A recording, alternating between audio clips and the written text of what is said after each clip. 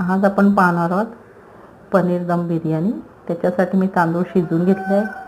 पनीरला लाल तिखट, हळद, मीठ लावून घेतलेले आहे बघा। अशा प्रकारे पाणी गाळून घेतले तांदळाचं। तव्यावर थोडंसं तेल टाकलेलं आहे। मसाल्यांमध्ये मी खडा मसाला, हळद, तेजपत्ता, धने पावडर, लाल तिखट, मीठ, दही हे घेतले। भाज्यांमध्ये थोडी फरसबी चिरून घेतले, गाजर चिरून घेतले, कसुरी मेथी आहे, एक मिरची घेतली हिरवी चिरून उभी, 2 टोमॅटोची पेस्ट करून घेतले। पनीर बघा तव्यावर परतून घेतले। असं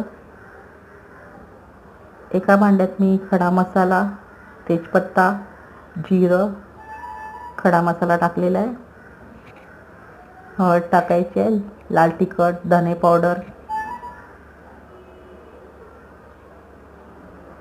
भाज्या टाकायच्या आहेत, फरसबी टाकलेली आहे, गाजर टाकलेलं आहे, मीठ टाकले, चांगलं परतून घ्यायचं आहे।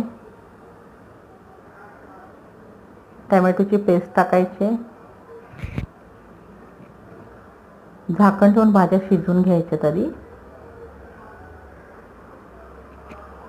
एक हिरवी मिरची टाकली आहे, कसुरी मेथी टाकलेली आहे बघा। दही टाकायचं आहे, झाकण ठेवून पुन्हा शिजवून घ्यायचं आहे। पनीर टाकलेलं आहे, पनीर थोडं परतून घ्यायचं आहे।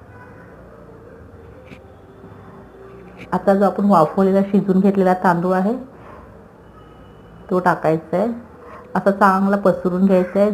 त्याच्यावर मी गोवर्धनचं घी टाकलेलं आहे, तूप म्हणा घी जे असेल तुमच्याकडे। झाकण ठेवून वजनदार अशी वस्तू ठेवायची आहे। मी ॲल्युमिनियमचं माझ्याकडे पोळीपट आहे ते ठेवले। 10 मिनटं मंद आचेवर भात वाफून घ्यायचं आहे, शिजून घ्यायचं आहे। हे बघा अशा प्रकारे पनीर दम बिर्याणी केलेली आहे।